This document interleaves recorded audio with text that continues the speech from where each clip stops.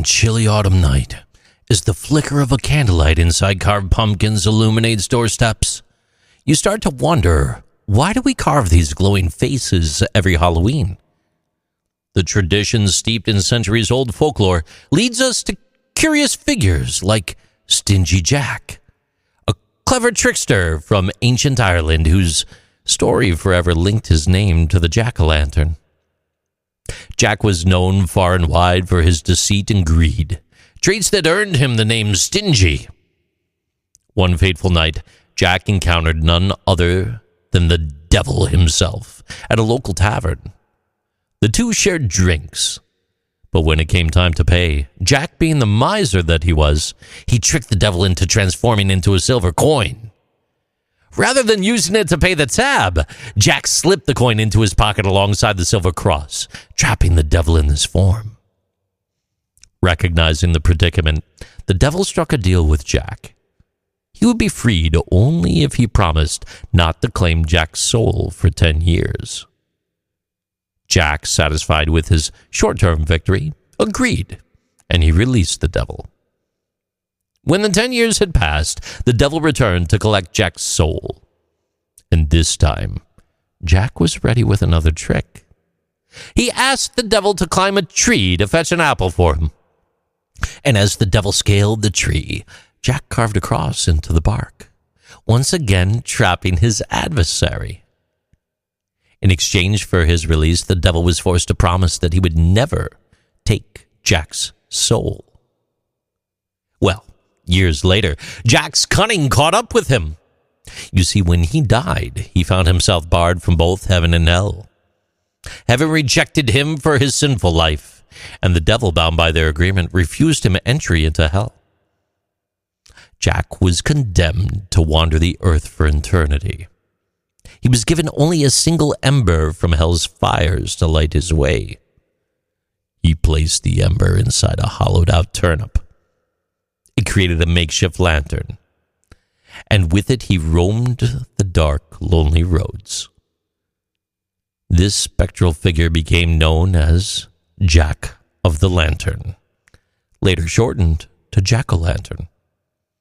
And his lantern, glowing dimly through the night, became a symbol of wandering spirits in the thin veil between the living and the dead, especially during the Celtic festival of Samhain, otherwise pronounced as Samhain. But that's an interesting story for another time.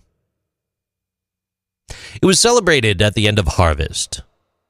Samhain marked the time when the boundary between worlds was at its thinnest, and spirits like Jack were believed to roam freely. So, to protect themselves from such wandering spirits, the people of Ireland and Scotland began carving their own lanterns. Using turnips and beets or potatoes, they etched eerie little faces into the vegetables and placed them near the doorway or windows, hoping to ward off unwanted spirits like Jack. The eerie glow of the lanterns was a reminder that not all souls found peace in the afterlife. And when Irish immigrants arrived in America during the 19th century, they discovered that pumpkins, native to North America, were an ideal substitute for their traditional lanterns. They were larger and easier to carve. The pumpkins soon became the vessel of choice for Halloween, a practice that stays with us till today. And though the tale of Stingy Jack is primarily folklore, it does reflect deeper cultural values of the time. Jack's trickery and the consequences of his selfishness, they all serve as cautionary lessons about greed and deceit. And the story's evolution through Irish and Scottish communities reflect the strong belief in the supernatural. The use of carved lanterns to ward off spirits was more than just a practical measure. It represented the struggle between good and evil, the light and the dark, and the efforts of the living to protect themselves from the unknown forces that could disrupt their world. You see, in many ways, the jack-o'-lantern symbolizes the delicate balance between life and death, reminding us of our own morality. And then all the way down to the name, Stingy Jack. The name itself emphasizes the moral lesson, stingy, referring to Jack's miserly nature, which all underlines his downfall. You see, his story serves as a reminder that trying to outwit fate can lead to an eternity of regret. And though there's no historical record of an actual person named Jack, the use of the lanterns to ward off evil spirits during Samhain, or Samhain as we say, it truly is an authentic practice. The tale of Stingy Jack is more than just an eerie Halloween story. It's a look back in history and a brief touch of cultural heritage of Ireland and Scotland. These are Interesting Things with JC.